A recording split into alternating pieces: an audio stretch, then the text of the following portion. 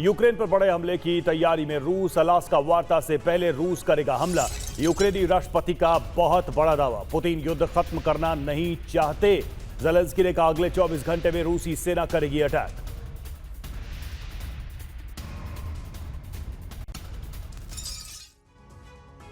Trump Putin के बीच होने वाली वार्ता से ज़ेलेंस्की को कोई उम्मीद नहीं है। ज़ेलेंस्की जानते हैं कि इस मुलाकात में यूक्रेन के हक में फैसला नहीं होगा और ना ही उनकी बातों को अहमियत दी जाएगी। इसलिए ट्रंप पुतिन की मुलाकात को नाकाम करने के लिए ज़ेलेंस्की ने अपना प्लान एक्टिव कर दिया। यूएस और रूस के बीच तनाव बढ़ाने के लिए अमेरिकी हथियारों से रूसी सेना का संहार किया जा रहा है। रूस के ऐसे ठिकानों पर विस्फोट हो रहे हैं जो पुतिन के क्रोध को भड़काएंगे। मॉस्को तक में हमले की प्लानिंग की गई है। पुतिन के दावों को कमजोर करने के लिए बाखमुत और सोलेडार जैसे इलाकों में भी यूक्रेन ने हमले की शुरुआत कर दी।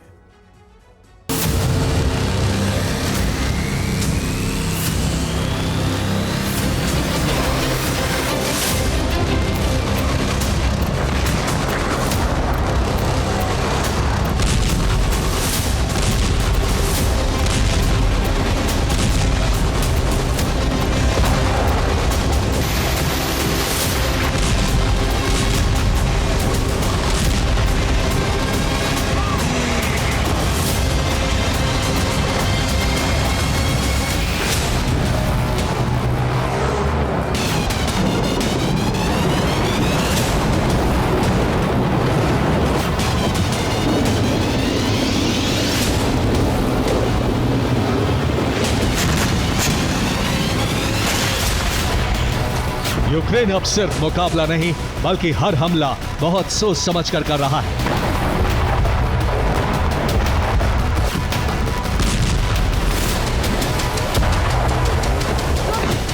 यूक्रेन के हर टारगेट के पीछे एक सोची समझी रणनीति है। ये दावा इसलिए क्योंकि यूक्रेन का हर हमला अब क्रेमलिन तक खलबली मचा रहा है।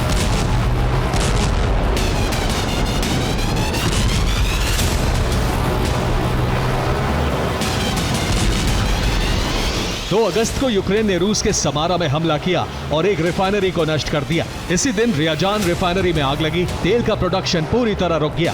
7 अगस्त को रूस के क्रास्नोदर क्राई में तबाही मची। यहाँ एफएप्सकी रिफाइनरी को ड्रोन से टारगेट किया गया। 10 अगस्त को सारातोव में ऑयल रिफाइनरी निशाना बनी और फिर ओख्ती में रिफाइनरी भस्म हो गई।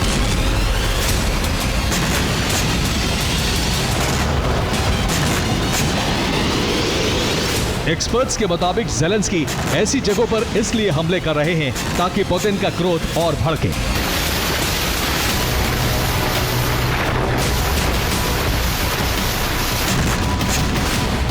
रूस में हर दिन ताबड़तोड़ हमले हो रहे हैं तो वहीं यूक्रेन के भीतर भी यूक्रेन ने खास ऑपरेशन शुरू कर दिया।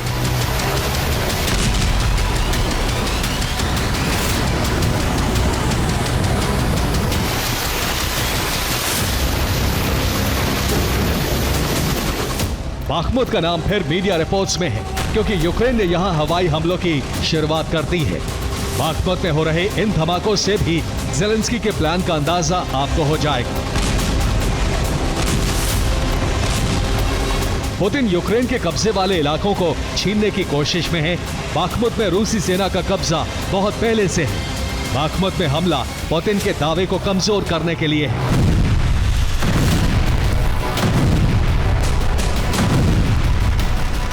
ज़ेलेंस्की ये बातें मिलिट्री इंटेलिजेंस के हवाले से कह रहे हैं। यही वजह है कि एक्सपर्ट्स मान रहे हैं कि ज़ेलेंस्की ट्रंप पुतिन की मुलाकात से पहले ही ऐसा माहौल तैयार कर रहे हैं ताकि सीज फायर ना हो सके।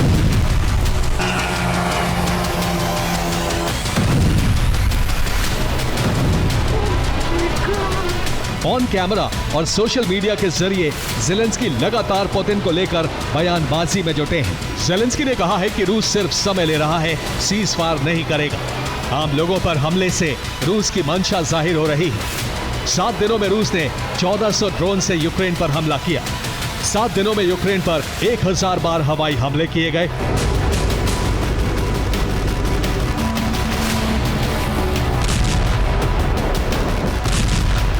एक तरफ ज़ेलेंस्की रूस पर कई आरोप लगा रहे हैं तो दूसरी तरफ रूसी सेना पर लगातार हमले हो रहे हैं। जहां भी पुतिन कब्जे का दावा कर रहे हैं, वहां तेज रफ्तार में जंग की शुरुआत हो गई।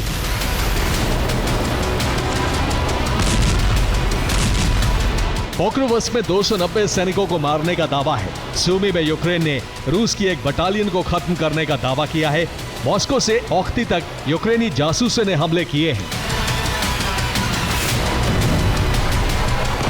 एक्सपर्ट्स का दावा है कि यह सब ज़ेलेंस्की के षड्यंत्र का हिस्सा है, जिसे वार्ता को विफल करने के लिए तैयार किया गया है।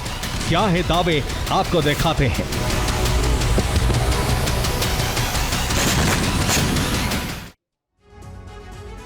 विशेषज्ञों के मुताबिक अलास्का वार्ता को विफल करने के लिए ज़ेलेंस्की षड्यंत्र के तहत काम कर रहे हैं। यही वजह है कि अगस्त में 5 रिफाइनरी पर हमले हुए। सैन्य कारखाना निशाना बने ताकि पुतिन की बौखलाहट और बढ़े।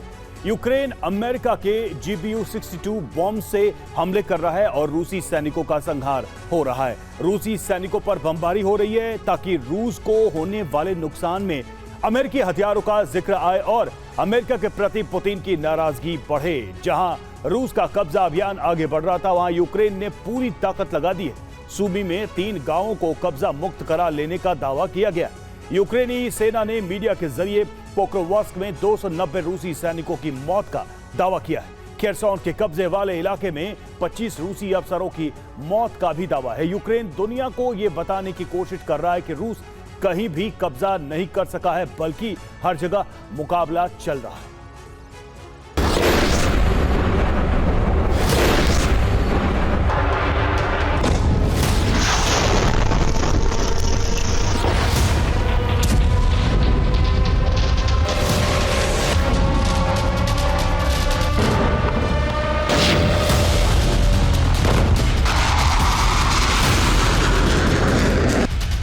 डोनेट्स्क के सोलेदार में यूक्रेनी फाइटर जेट बमबारी कर रहे हैं। ये वो इलाके हैं जहां से यूक्रेनी सेना बहुत पहले ही हटाई जा चुकी है। लेकिन रूसी कब्जे को नाकाम साबित करने के लिए यहां मौजूद रूसी कमांड सेंटर्स को नष्ट किया जा रहा है।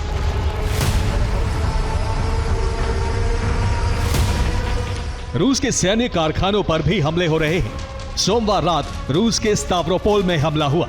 स्तावरोपोल में सेना से जुड़ी फैक्ट्री पर ड्रोन हमला किया गया।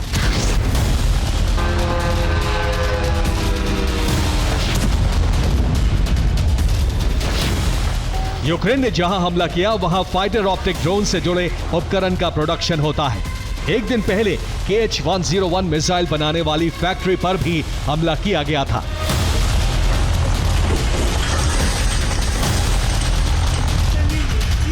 सोमवार रात रूस की एक पेंट फैक्ट्री में भी धमाका हुआ। ट्रंप और पुतिन की मुलाकात से पहले यूक्रेन बेहद आक्रामक अंदाज में है।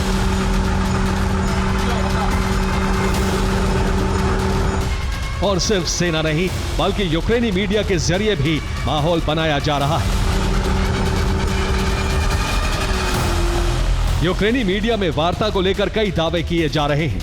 यूक्रेन मीडिया के मुताबिक ट्रंप पुतिन के बीच कई मुद्दों पर मतभेद है। मीडिया में दावा है कि पुतिन एक बार फिर पुरानी शर्तों को ही दोहराएंगे।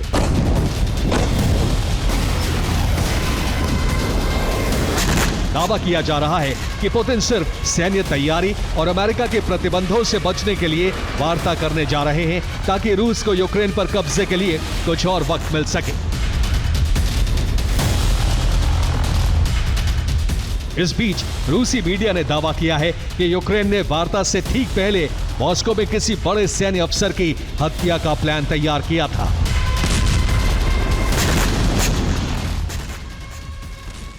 बीते एक हफ्ते में रूस ने यूक्रेन पर हवाई हमलों के सारे रिकॉर्ड तोड़ दिए। यूक्रेन से आई एक रिपोर्ट के मुताबिक एक हफ्ते में रूस ने यूक्रेन के करीब 1000 बम, गाइडेड बम यूक्रेन के शहरों पर गिराया है। वहीं 1400 ड्रोन से हमले भी किए गए हैं। इसके अलावा 72 मिसाइलें दागी गई हैं, जिसमें किंजल से लेकर इस्कंदर मिसाइलें भी शामिल हैं। दावा है कि जंग शुरू होने के बाद एक हफ्ते में इतने हमले रूस ने कभी नहीं किए थे।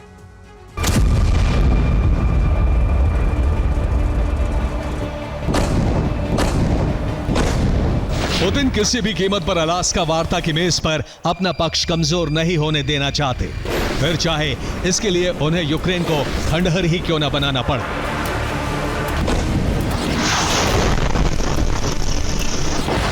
पुतिन सेना के हमलों को लेकर ज़ेलेंस्की का भी बयान सामने आया है।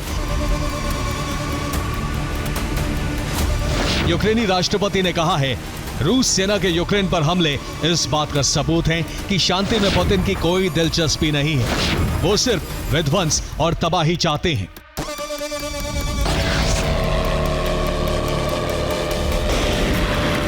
साफ है, अगले 60 घंटे यूक्रेन में बेहद विध्वंसक होने वाले हैं, जो ये तय करेगा कि अलास्का वार्ता में पुतिन की सभी शर्तें पूरी होंगी या फिर यूक्रेन जंग में युद्ध विराम की यह कोशिश भी बेनतीजा निकलेगी। Bureau report, TV9 Bharatvarsh.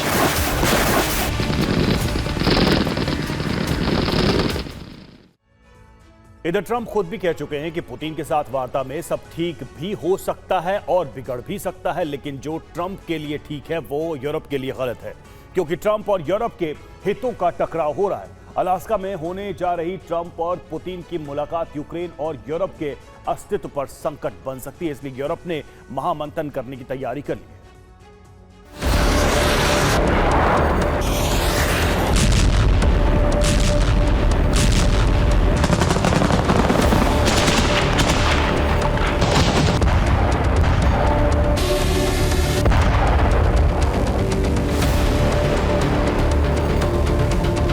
Trump कह रहे हैं कि अलास्का में वो पुतिन से बात करेंगे कि जीती हुई जमीन का कुछ हिस्सा यूक्रेन को लौटा दें।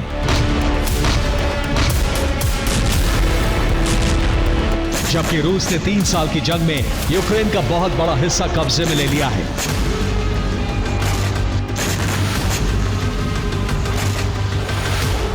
जुलाई की रिपोर्ट के मुताबिक यूक्रेन की 1,15,440 वर्ग किलोमीटर जमीन रूस के नियंत्रण में है। ट्रंप के बयान से जो संकेत मिले हैं उसके मुताबिक ट्रंप पुतिन की शर्तों के सामने झुक सकते हैं। वो यूक्रेन पर अपनी जमीन सरेंडर करने का दबाव बना सकते हैं।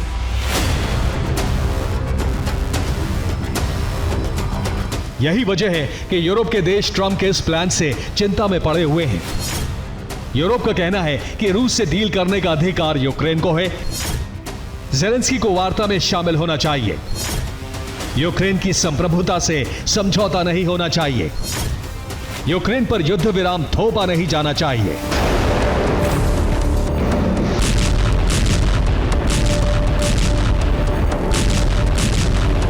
लेकिन अमेरिका के राष्ट्रपति कह रहे हैं कि ज़ेलेंस्की की मीटिंग में जाने का कोई अर्थ नहीं है।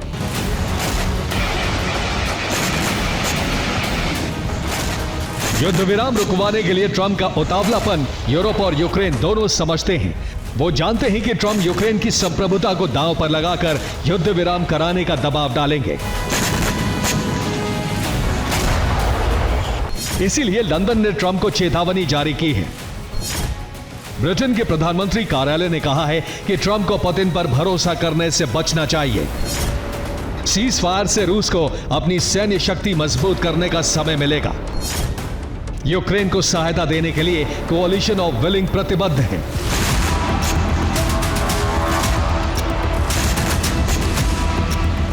इससे पहले जुलाई के महीने में ही ब्रिटेन ने पुतिन के प्लान पर रिपोर्ट जारी की थी। इसके मुताबिक पुतिन युद्ध नहीं रोकने वाले हैं, बल्कि आने वाले 1 सितंबर तक यूक्रेन के बड़े भूभाग पर कब्जे का ब्लूप्रिंट तैयार है।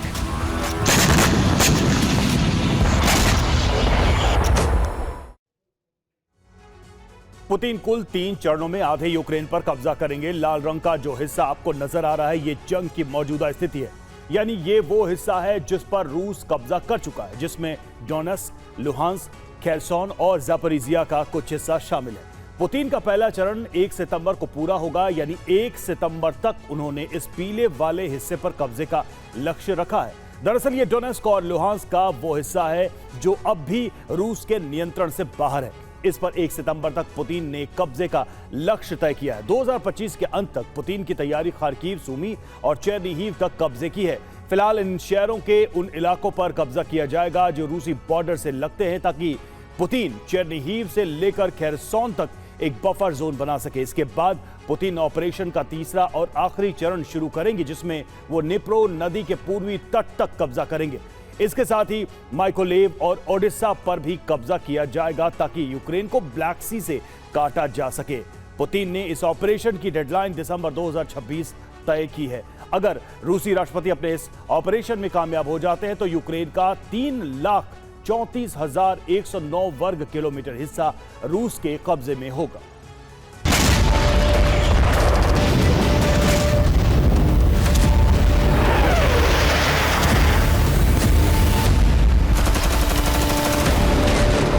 इसीलिए यूरोप के देश अलर्ट पर हैं, क्योंकि वो नहीं चाहते हैं कि सीज़फायर लागू हो और पुतिन को अपनी सैन्य शक्ति एक बार फिर मजबूत करने का मौका मिले।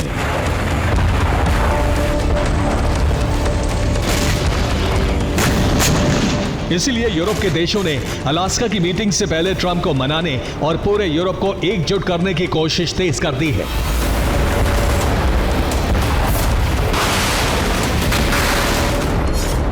ट्रंप पुतिन की मुलाकात से पहले ईयू ने आपात बैठक बुलाई है।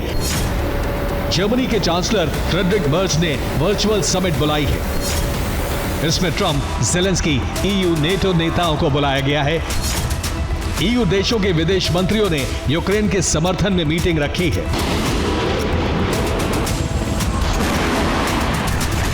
यूरोप के देश नहीं चाहते हैं कि यूक्रेन की जमीन का थोड़ा सा भी हिस्सा रूस के कब्जे में जाए।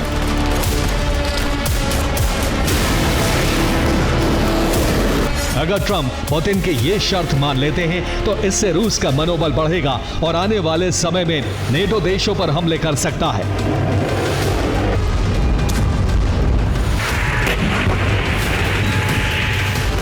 जर्मनी इस पर रिपोर्ट भी जारी कर चुका है कि आने वाले कुछ ही साल में रूस बड़ी जंग की तैयारी कर रहा है।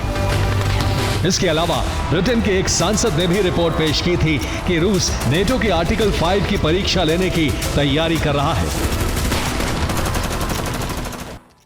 ब्रिटिश डिफेंस सेलेक्ट कमेटी के सदस्य की रिपोर्ट में रूस की तरफ से एस्टोनिया के नार्वा पर हमले की आशंका जताई गई है। रिपोर्ट में कहा गया है कि रूसी टैंक और रूसी जवान मिलकर नार्वा पर एक छोटा सर्जिकल ऑपरेशन शुरू कर सकते हैं। इससे 145 किलोमीटर दूर एस्टोनिया के तापा में नाटो फौज तैनात है। इस वक्त तापा में 900 ब्रिटिश सैनिक तैनात है। इन सैनिकों के साथ तापा में 300 फ्रेंच सैनिक भी हैं, यानी एस्टोनिया सहित 3 नाटो देशों की फौज तैनात है। रिपोर्ट में कहा गया है कि नार्वा पर छोटा हमला करके पुतिन नाटो के आर्टिकल 5 का टेस्ट ले सकते हैं। इसी रिपोर्ट में कहा गया है कि नार्वा पर हमला हुआ तो यूएस युद्ध में उतरने से इनकार कर देगा और ऐसी स्थिति में यूरोप के अंदर नाटो को कोई महत्व नहीं देगा।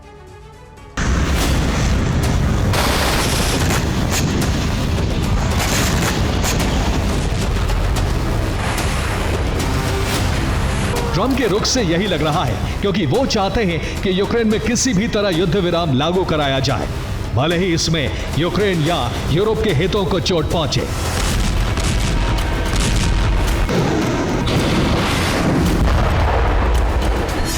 जबकि यूक्रेन के समर्थन में बनाया गया कोलिशन ऑफ विलिंग चाहता है कि रूस की अर्थव्यवस्था ध्वस्त होने तक जंग जारी रखी जाए, ताकि रूस लंबे समय तक किसी और देश के लिए खतरा न बन सके।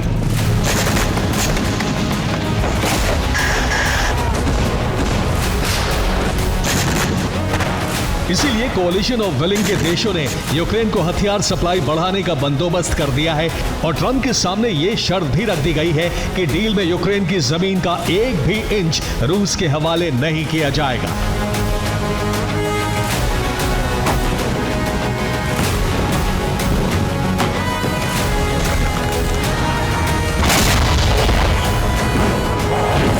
Bureau report, TV9 Bharatvarsh. और किरोवोराद पर रूस का हमला हुआ है। यूक्रेन का ट्रेनिंग कैंप इस हमले में तबाह हो गया। ट्रेनिंग कैंप में मौजूद थे विदेशी लड़ाके। 15 विदेशी लड़ाकों की मौत का दावा किया गया।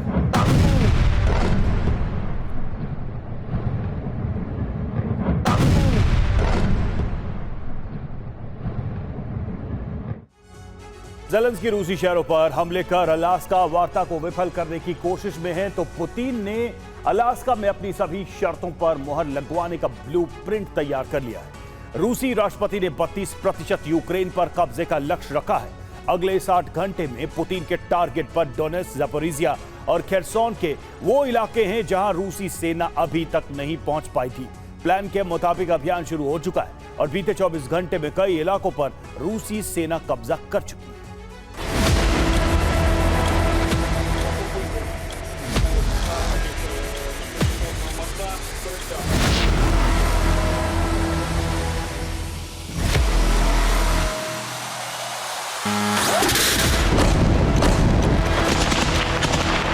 अलास्का में होने वाली पुतिन ट्रंप की वार्ता में अब 60 घंटे से भी कम का वक्त बचा है। जैसे जैसे घड़ी के कांटे घूम रहे हैं, वैसे वैसे यूक्रेन जंग और ज्यादा भीषण और ज्यादा विध्वंसक होती जा रही है। रिहायशी इलाके हो या फ्रंट लाइन, बीते 24 घंटे में रूस ने जबरदस्त बारूद बरसाया है।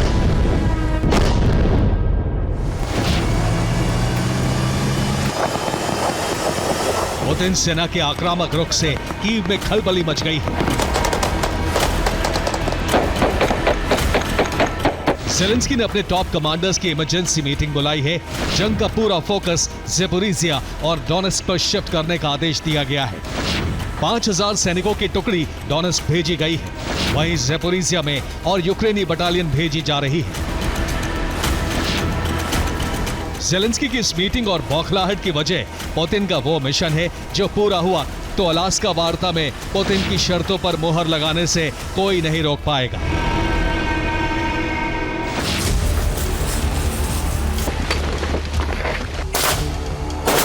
पुतिन ने इस मिशन को पूरा करने के लिए अपनी सेना को 60 घंटे का वक्त दिया है।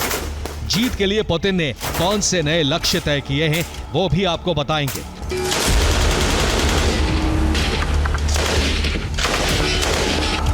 लेकिन उससे पहले बीते 24 घंटे में रूस को डोनेस्क में मिली कामयाबी के बारे में आपको बताते हैं, जिसने ज़ेलेंस्की की नींद उड़ा दी है।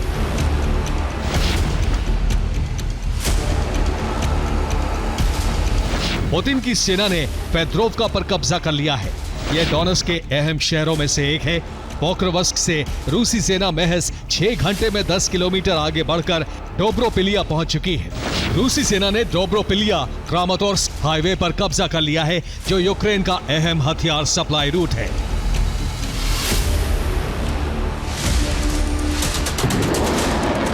डोनेस्क में मिली इसी कामयाबी ने ज़ेलेंस्की और उनके कमांडर्स को हैरान कर दिया है। यूक्रेनी राष्ट्रपति को डर है कि अगर रूसी सेना को नहीं रोका गया तो वार्ता में यूक्रेन पूरी तरह से बैकफुट पर होगा।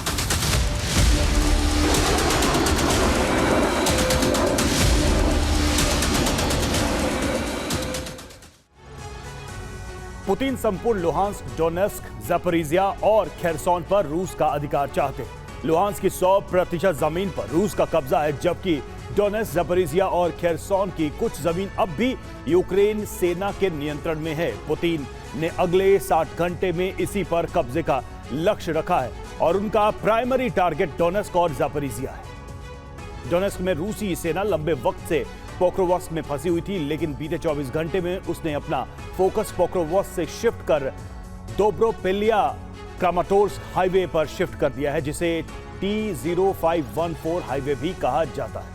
रूसी सेना ने महज 6 घंटे में 15 किलोमीटर की दूरी तय कर इस हाईवे पर कब्जा कर लिया, जिससे स्लोवांस्क, क्रामाटोर्स्क और द्रुजोकिवका और कोसिस्ट यांतिनिवका पर रूस के लिए कब्जा करना बेहद आसान हो गया, क्योंकि हाईवे पर कब्जे से यहां हथियारों की सप्लाई पूरी तरह से रुक चुकी है और इन शहरों में रूसी सेना ने 2 तरफ से हमले शुरू कर दिए हैं। सिर्फ इतना ही नहीं, यहां से पुतिन के जवान E50 हाईवे की तरफ बढ़ रहे हैं, जिस पर रूस का कब्जा होने से संपूर्ण डोनेस्क का हथियार सप्लाई रूट कट हो जाएगा और यूक्रेनी सेना के पास जान बचाकर भागने के सिवा कोई चारा नहीं होगा।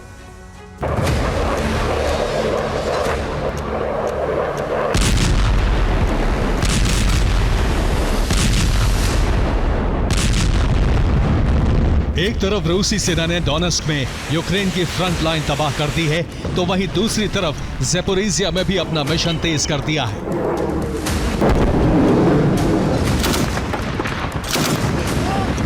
ज़ेपोरिजिया के 72% हिस्से पर रूस का कब्जा है।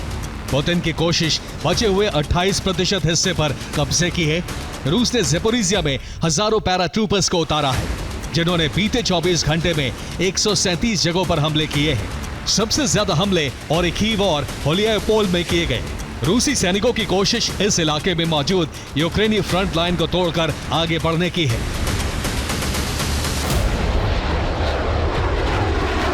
पुतिन ने यूक्रेन पर एयर अटैक भी तेज कर दिए हैं। फाइटर जेट से बम बरसाए जा रहे हैं, तो वहीं ड्रोन और मिसाइलों से भी भीषण हमले जारी हैं।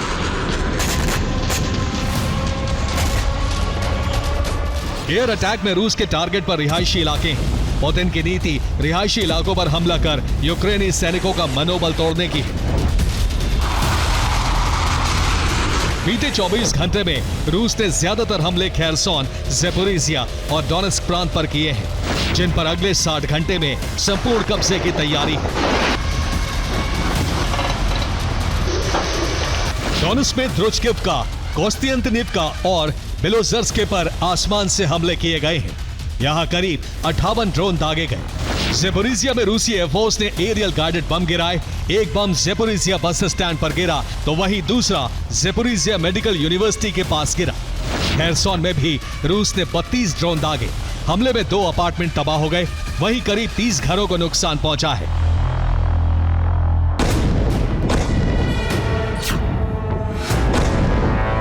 रिहायशी इलाकों पर रूस के विध्वंसक हमले के बाद यूक्रेन में अलर्ट जारी कर दिया गया है। कई इलाकों को खाली करवाया जा रहा है। दावा है कि रिहायशी इलाकों पर हमले की आड़ में रूसी सैनिक शहरों में घुसपैठ कर सकते हैं,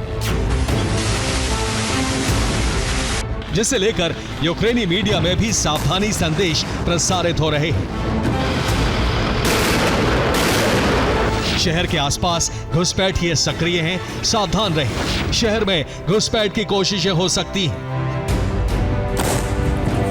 पुतिन को यूक्रेन में बड़ी कामयाबी भले ही बीते 24 घंटे में मिली है, लेकिन इसका ऑपरेशन एक हफ्ते पहले ही शुरू हो चुका था। 15 अगस्त को अलास्का में ट्रंप पुतिन की मुलाकात से यूक्रेन रूस युद्ध के मोर्चे पर 2 ही परिणाम होंगे, या तो युद्ध विराम या फिर यूरोप तक बारूदी घमासान। और संकेत अभी से मिल रहे हैं कि इस वार्ता के सफल होने की गुंजाइश बहुत कम है। अब अगर वार्ता वाकई असफल रही तो क्या होगा? इसी स्थिति का अनुमान यूरोपीय देश और रूस ने पहले से लगाना शुरू कर दिया, इसलिए दोनों की तैयारी में दुनिया में फिर से हथियारों की रेस शुरू कर दी।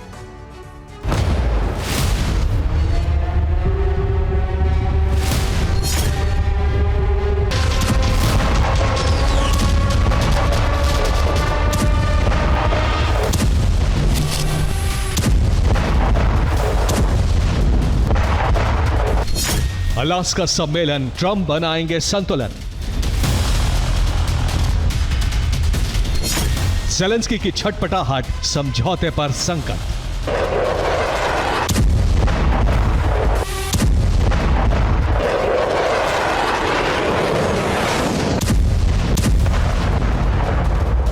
ट्रंप पुतिन की अलास्का वार्ता से पहले ही ज़ेलेंस्की ने अपने इरादे साफ कर दिए।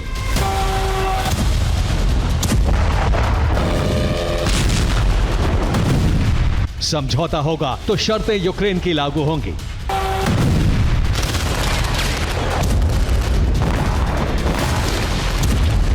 और ऐसा ना हुआ तो यूक्रेन अपनी क्षेत्रीय सुरक्षा में ट्रंप का दखल भी बर्दाश्त नहीं करेगा,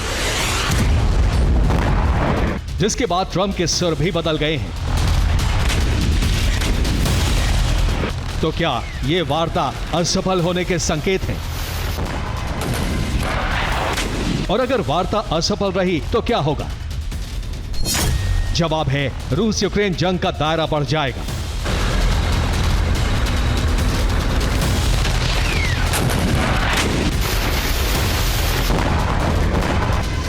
और ये सिर्फ कल्पना नहीं है, बल्कि यूक्रेन समेत यूरोपीय देश और रूस की तैयारी बता रही है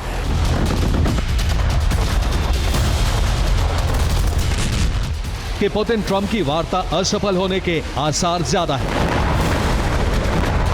ये तैयारी है रूस यूरोप के बीच भविष्य के घमासान की।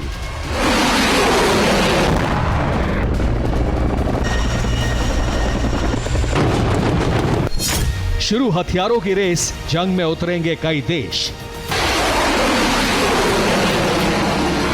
विध्वंसक होने वाले हालात पर रूस की तैयारी हालांकि गुप्त रूप से चल रही है,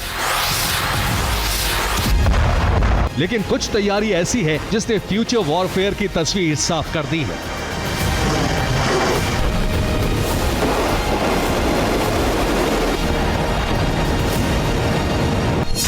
इनमें पहली है कामचटका में नेवल ड्रोन कंट्रोल सेंटर की स्थापना। इस ड्रोन कंट्रोल कमांड से रूस अपनी परमाणु पनडुब्बियों की सुरक्षा करेगा, जहां से फोरपोस्ट और ओरियन ड्रोन ऑपरेट किए जाएंगे। इस कमांड सेंटर की निगरानी में पूरा आर्कटिक क्षेत्र होगा।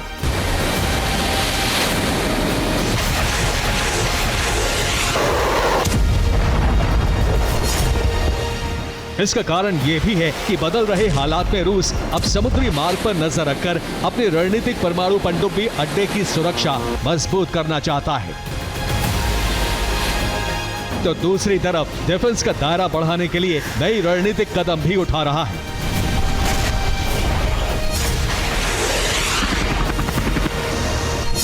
कुछ तस्वीरों से पता चला है कि रूस ने एंटी टैंक माइन बिछानी शुरू कर दी है और एंटी टैंक माइन बिछाने के लिए शाहिद 136 ड्रोन का इस्तेमाल कर रहा है, जिससे गहराई तक सटीक माइंस गिराकर रूस ने यूक्रेन के लिए समस्या खड़ी कर दी है।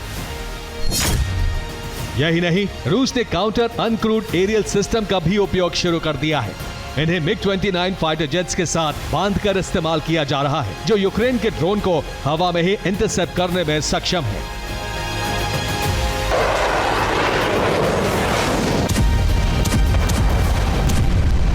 ये तैयारी यूक्रेन के मोर्चे पर है, लेकिन वार्ता असफल रही तो फिर पुतिन यूरोप तक हमले में भी पीछे नहीं हटेंगे, जिसका प्रमाण है रूस की मिसाइल फोर्स की तैयारी, जिसमें रूस ने ऑरस्टिक हाइपरसोनिक बैलिस्टिक मिसाइल का उत्पादन दोगुना कर दिया है। ज़िरकॉन हाइपरसोनिक क्रूज मिसाइल को तीनों प्लेटफॉर्म से लॉन्च के लिए तैयार कर लिया है। सरमत इंटरकॉन्टिनेंटल बैलिस्टिक मिसाइल को भी रूस ने अपग्रेड कर लिया है।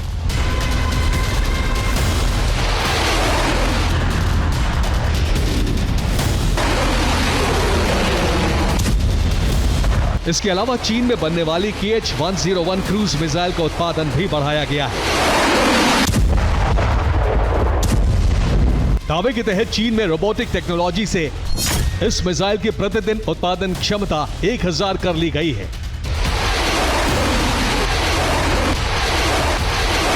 और इससे भी ज्यादा यूरोप के लिए घातक साबित हो सकती है रूस की वो मिसाइल जिसका फाइनल टेस्ट किया जा रहा है। ये मिसाइल है परमाणु शक्ति संपन्न ब्यूर-वेस्टनिक, जिसकी रेंज का खुलासा अभी तक रूस ने नहीं किया है।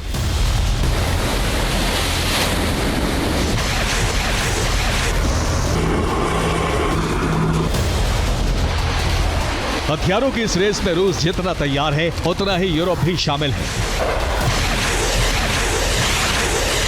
रूस से टकराव की तैयारी में यूरोपीय देशों ने न सिर्फ रक्षा बजट बढ़ाया है, बल्कि हथियारों का निर्माण भी बड़े पैमाने पर शुरू कर दिया है।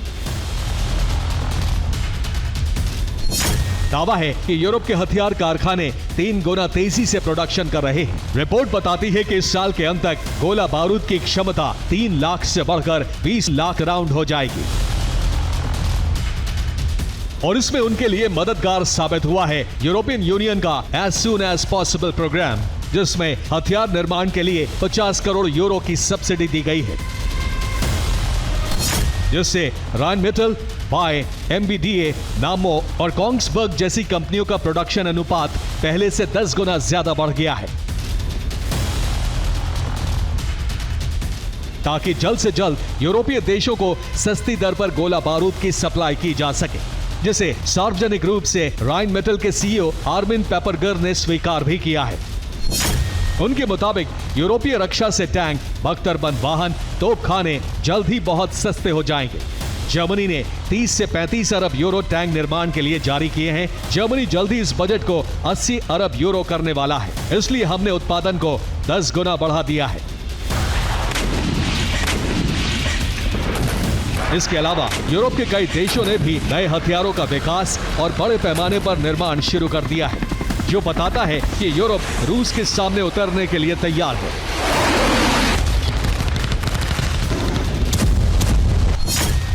इनमें यूके और जर्मनी ने ज्वाइंट डीप स्ट्राइक मिसाइल तैयार की है और दावा है कि मिसाइल की रेंज 2000 किलोमीटर होगी।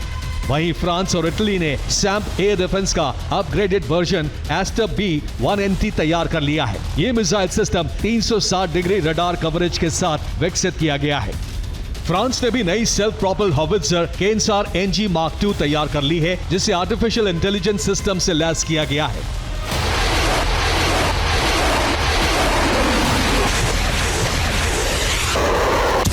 यानी इस समय दुनिया में युद्ध की आशंका से डरे देशों ने हथियारों की एक ऐसी रेस शुरू कर दी है जो किसी भी युद्ध में बने रहने की गारंटी देती है।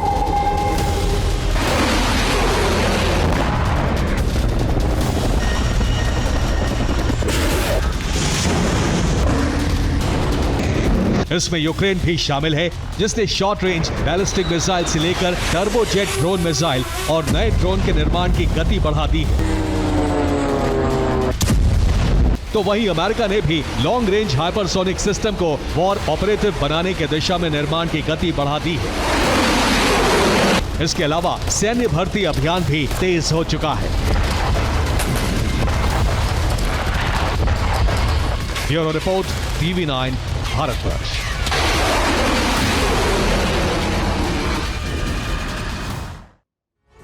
युद्ध देश और उसकी जनता के लिए आपदा है तो नीति निर्माताओं के लिए अवसर भी।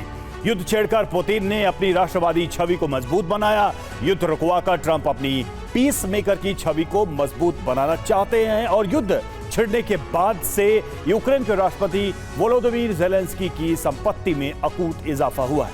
युद्ध के कारण पुतिन के खिलाफ इंटरनेशनल क्रिमिनल कोर्ट का वारंट जारी हुआ। भ्रष्टाचार के आरोपों में घिरे ज़ेलेंस्की के खिलाफ विद्रोह भड़क उठा है। सवाल यह है कि क्या दोनों देशों के राष्ट्रपति गिरफ्तार होने जा रहे हैं? ये क्यों और कैसे हो सकता है? इस रिपोर्ट में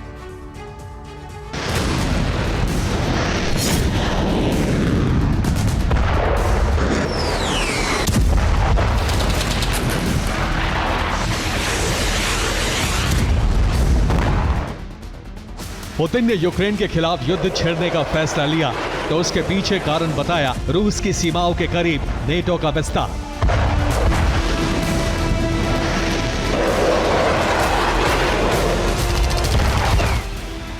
रूस की जनता के बीच ये संदेश गया कि पुतिन रूस के पुराने गौरव को फिर से स्थापित कर रहे हैं और वो रूस के सबसे आक्रामक राष्ट्रवादी नेता हैं।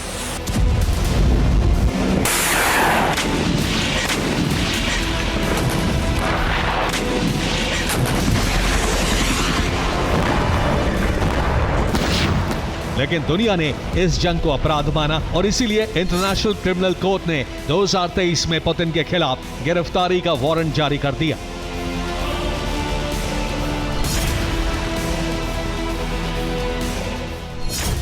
अब सवाल यह है कि क्या अलास्का में पुतिन की गिरफ्तारी होने वाली है? क्या ट्रंप ने इसीलिए पुतिन को अमेरिकी प्रांत अलास्का में बुलाया है?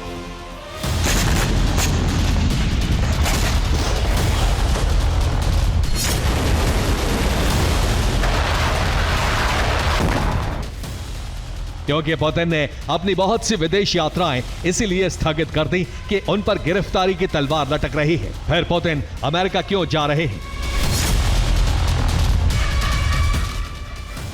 इस पर दावा है कि अमेरिका पुतिन को गिरफ्तार नहीं कर सकता है। 125 देशों में इंटरनेशनल क्रिमिनल कोर्ट के नियमों में मान्यता दी गई है, लेकिन अमेरिका में ICC के नियम मान्य नहीं है। इसीलिए अमेरिका पुतिन को गिरफ्तार करने के लिए बाध्य नहीं है। कहा जा रहा है कि ट्रंप ने भी क्रेमलिन को यह आश्वासन दिया है कि पुतिन की गिरफ्तारी नहीं होगी।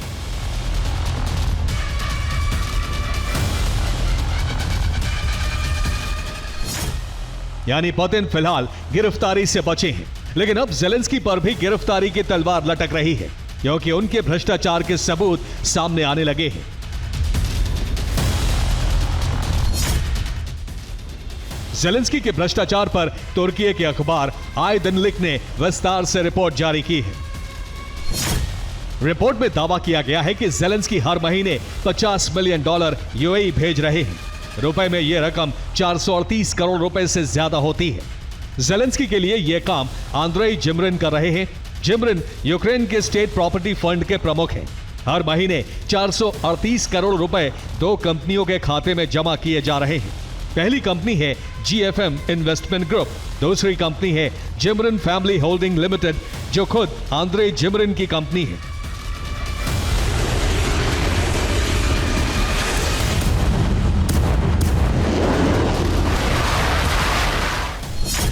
वोलोदिमीर ज़ेलेंस्की इस वक्त भ्रष्टाचार के आरोपों में घिरे हुए हैं। ट्रंप भी कई बार उन पर अरबों डॉलर के गबन का आरोप लगा चुके हैं।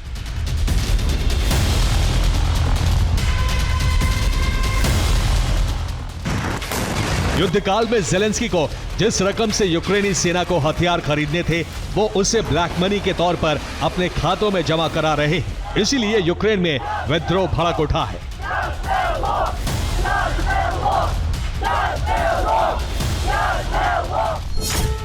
यूक्रेन की जनता का आरोप है कि ज़ेलेंस्की भ्रष्टाचार निरोधी संस्थाओं को कमजोर कर रहे हैं। एक कानून के तहत उन्होंने एंटी करप्शन ब्यूरो को राष्ट्रपति के अधीन कर दिया था।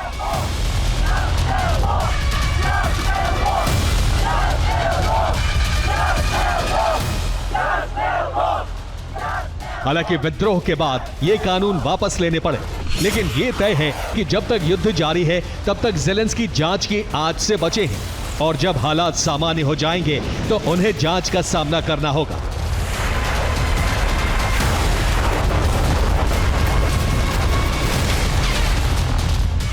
पुतिन भले ही अंतर्राष्ट्रीय वारंट से बच जाएं, लेकिन ज़ेलेंस्की पर खतरा बरकरार रहेगा। शायद इसलिए ज़ेलेंस्की भी चाहते हैं कि युद्ध विराम ना हो। Bureau report, TV9 Bharatvarsh.